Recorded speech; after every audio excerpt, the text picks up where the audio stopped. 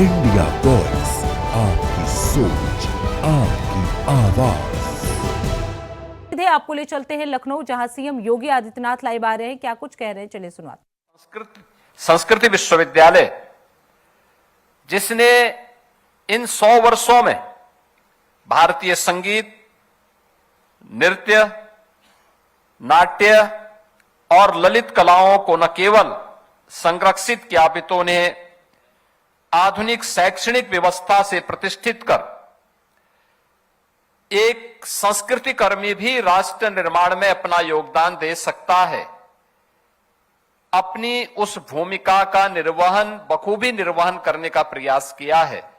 इसके लिए मैं भातखंडे संस्कृत विश्वविद्यालय से जुड़े हुए उन सभी महानुभावों के प्रति कृतज्ञता ज्ञापित करते हुए उनके प्रति जिन्होंने इस संस्थान को आगे बढ़ाया था, उनके प्रति इस अवसर पर उनका विनम्र स्मरण करते हुए उनको श्रद्धांजलि भी अर्पित करता हूं। हम जब संस्कृति शब्द कहते हैं, राष्ट्र की आत्मा संस्कृति में होती है। जैसे कोई मनुष्य है, आत्मा जब उस शरीर से अपना संबंध तोड़ देती है तो शरीर निस्तेज हो जाता है, मृत हो जाता है। ऐसे ही राष्ट्र के जीवन में भी होता है। अगर उसकी संस्कृति उससे अलग कर दिया जाए तो राष्ट्र निस्तेज हो जाता है, खंडर हो जाता है, अपनी पहचान को खो देता है। लेकिन भारत की कला ने, भारत की स्वर ने, भारत की इस लय ने अपनी इस पहचान को सम और विषम परिस्थितियों का सामना करते हुए जो निरंतरता दी, उन संस्कारों की बदौलत है कि भारत की हमारी संस्कृति अपने आप को दुनिया में सनातन संस्कृति के रूप में स्थापित करने और उसको प्रभावी ढंग से उसकी विभिन्न विधाओं के माध्यम से आगे बढ़ाने में सफल हुई है। और आज हमें भातखंडे संस्कृत विश्वविद्यालय के शताब्दी महोत्सव कार्यक्रम के साथ जुड़ने का अवसर प्राप्त हो रहा है। यह अवसर हमारे लिए बहुत महत्वपूर्ण है, क्योंकि 1940 में गुरुदेव रविंद्रनाथ टैगोर ने अपना जो पत्र जारी किया था, उन्होंने उस समय इस संस्थान को उन्होंने विश्वविद्यालय के रूप में संबोधित किया। लेकिन 1940 के बाद 1947 में भारत आजाद होता है। 1950 में भारत का संविधान लागू होता है। 1947 से लेकर के लगातार 2017 तक सरकारें आती गईं, जाती गईं। लेकिन मैं धन्यवाद दूंगा तत्कालीन राज्यपाल श्री राम नाईक जी ने। एक दिन जब मैं उनसे मिलने के लिए गया था, उन्होंने कहा कि भातखंडे संस्थान यहां पर है, क्या वह विश्वविद्यालय बन सकता है?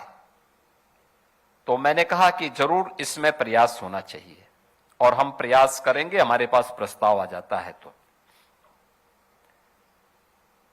मैं हमेशा इस बात को मानता हूं कि कलाकार ये ईश्वरीय गुण है, हमें उसकी अवमानना नहीं करनी चाहिए। और चाहे उसमें किसी भी विधा से जुड़ा हुआ हो, उसको सम्मान देना चाहिए, उसको प्रोत्साहित करने का प्रयास करना चाहिए। और वह मेरे लिए क्षण था, प्रस्ताव आने में देर हुआ, मैं विभाग के पीछे पड़ा रहा, भैया आप कुछ करिए, आगे बढ़िए। लेकिन मुझे प्रसन्नता है कि गुरुदेव रविंद्रनाथ टैगोर ने जो कल्पना की थी कि विष्णु नारायण भातखंडे जी की, पंडित विष्णु नारायण भातखंडे जी की भावनाओं के अनुरूप विश्वविद्यालय के प्रस्ताव को हम आगे बढ़ा सकें, और 2022 में हमारी सरकार ने इसको विश्वविद्यालय के रूप में मान्यता दी। और आज भातखंडे संस्कृत विश्वविद्यालय उत्तर प्रदेश का पहला संस्कृति का विश्वविद्यालय बनकर के हमारे सामने खड़ा है। मैं धन्यवाद दूंगा कुलपति जी को, प्रोफेसर मांडवी सिंह जी को, इस बात के लिए कि इन्होंने विश्वविद्यालय के कुल गीत के साथ ही विश्वविद्यालय का जो लोगो था, लोगो एक पहचान होती है, उसका जो थीम भी दिया वो दिया नादाधीनाम जगत,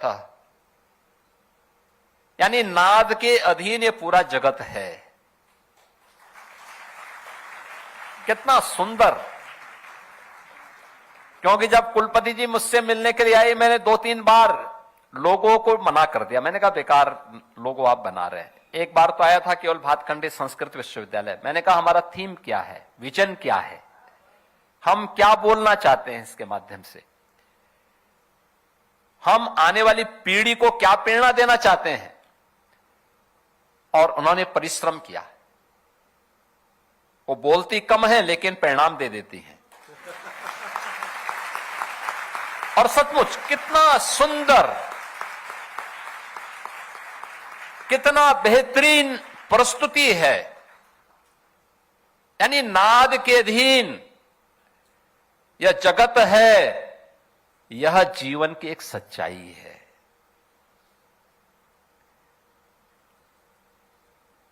आपने देखा होगा इस जगत का पहला स्वर है ओंकार का। यह आप कभी, एक नाद योग होता है, योग की उसमें अगर आप जाएंगे कभी देखेंगे, कभी अपने कानों को बंद करके अपने अंदर के स्वर को सुनने का प्रयास करेंगे कि नाद की तरह वो गुंजायमान करेगा।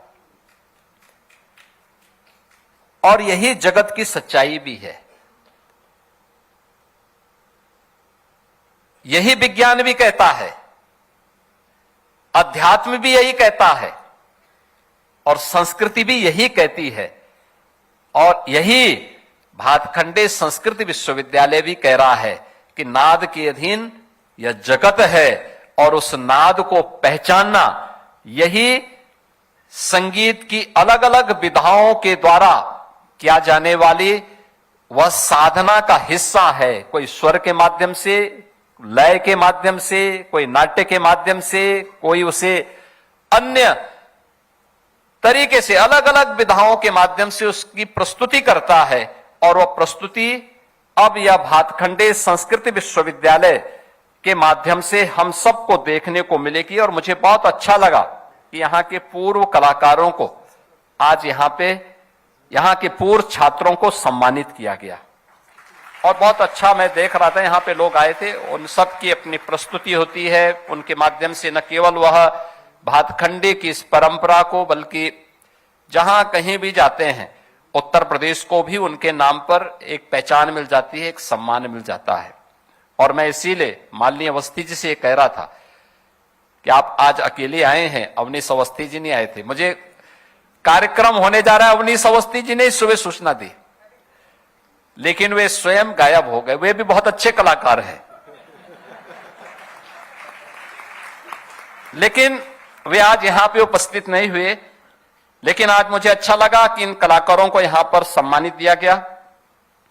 यहां पे कॉफी टेबल बुक का भी विमोचन हुआ है। ये आने वाले समय के लिए एक नई प्रेरणा है। आने वाले समय में हो सकता है जब इस विश्वविद्यालय के, यानी आप अनुमान करिए ना, जब विश्वविद्यालय देश की शताब्दी महोत्सव के साथ जुड़ रहा होगा आजादी के, उस समय वह कॉफी टेबल बुक ये भी होगा कि एक शताब्दी महोत्सव भातखंडे ने भी अपना मनाया था, भातखंडे संस्कृत विश्वविद्यालय ने भी मनाया था। आज स्मारक डाक टिकट भी यहां पर अनावरण किया गया है। यह भी अपने आप में एक स्मरणीय है। और मैंने यहां के पुराने चित्रों को देखा है, उन सभी बातों को मैंने यहां पर देखा है।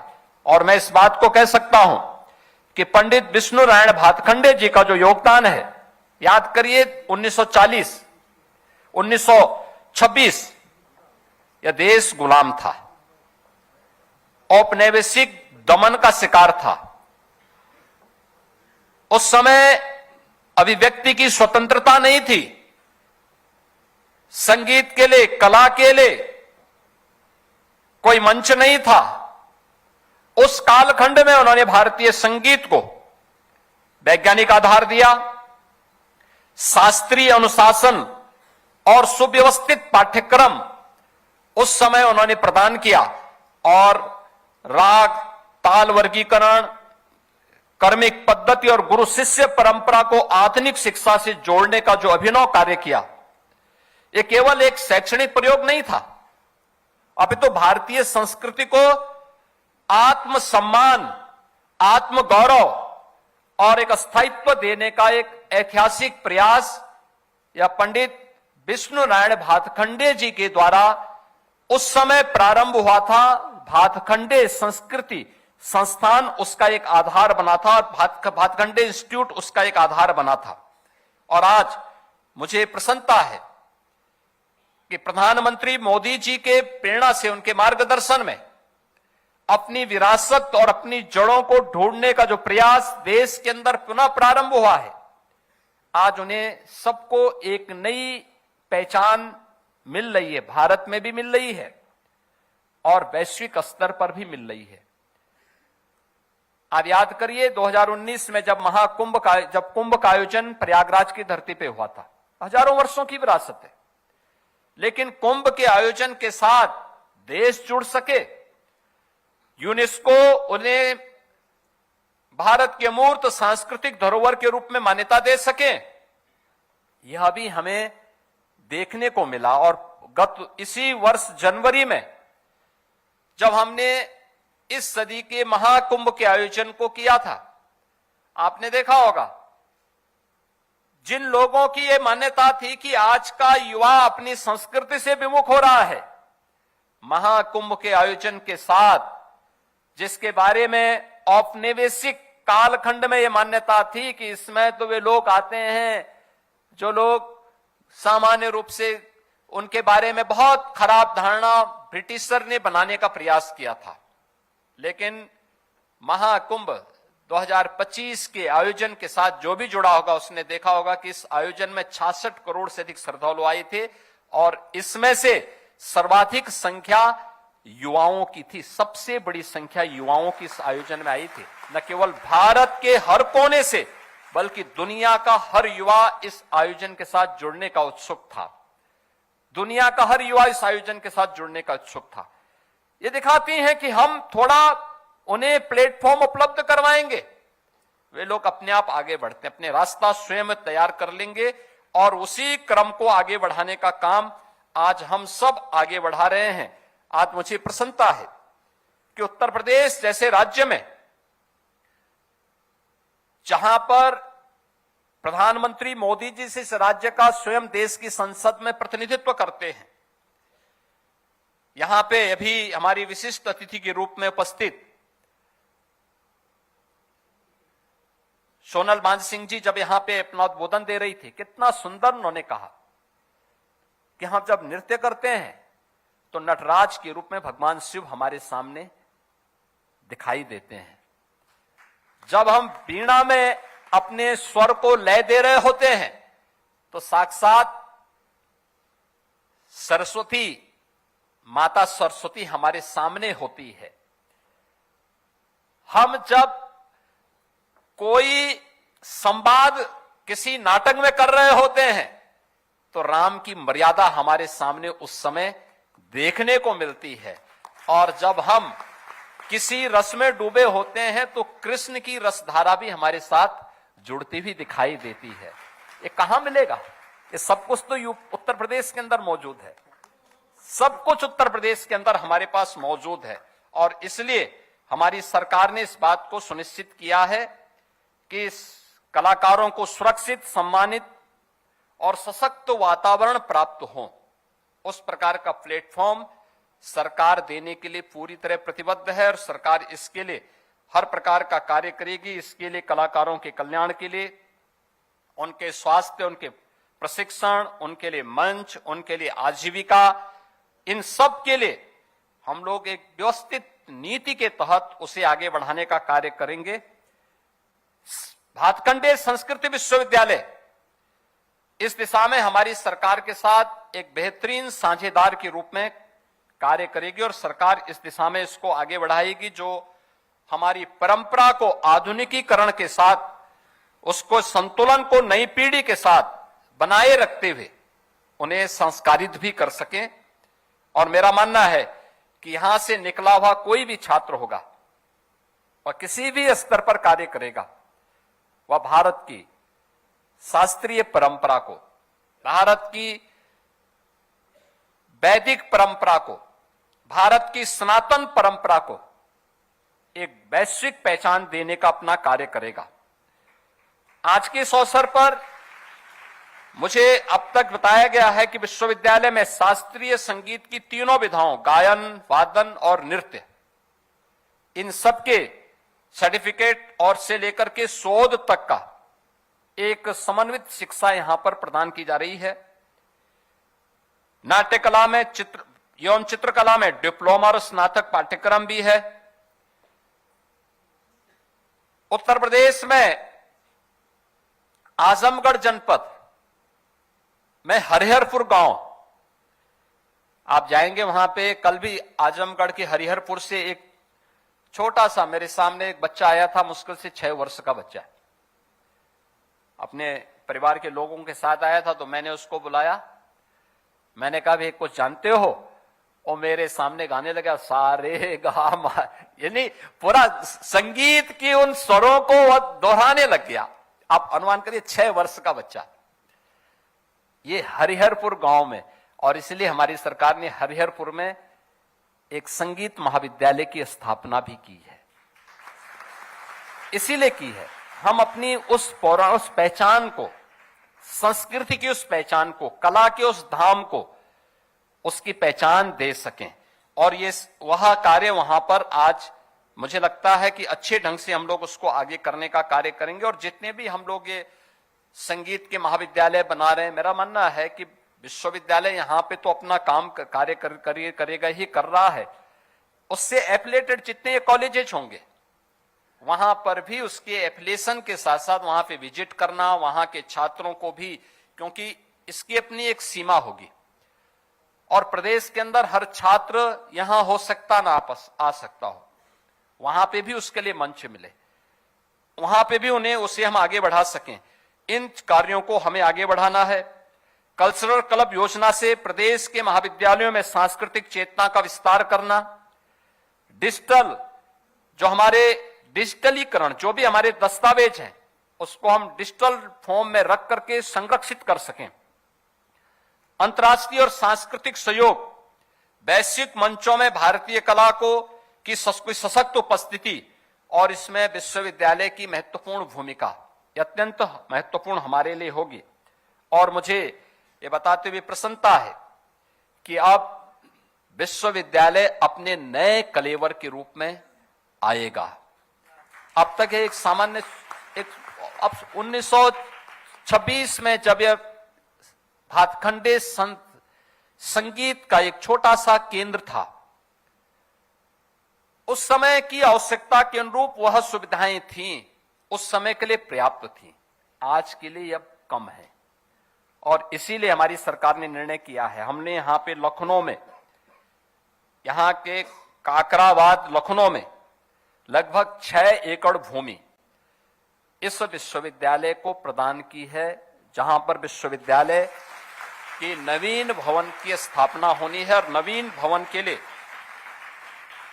मैं चाहूंगा कि विश्वविद्यालय भी और पर्यटन और संस्कृति विभाग भी इस बात को सुनिश्चित करें कि जो भी बने वह वैश्विक, यानी ग्लोबल स्टैंडर्ड का होना चाहिए, वैश्विक मानक का होना चाहिए, जिसमें आधुनिक और समग्र परिसर सुविधाएं उस एक परिसर में उपलब्ध हो सकें। शिक्षा भी, शोध भी, साधना भी, सांस्कृतिक प्रस्तुति के लिए भी यह एक अच्छा कार्य वहां पे होना चाहिए।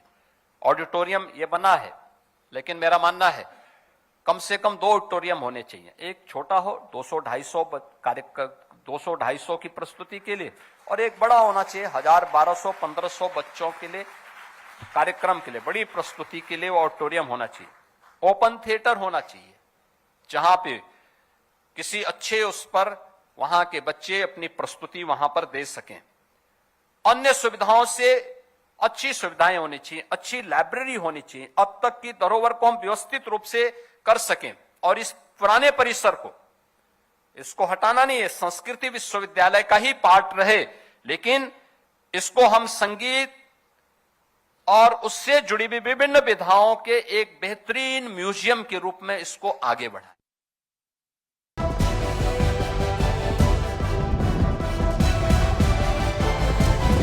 इंडिया वॉइस, आपकी सोच, आपकी आवाज।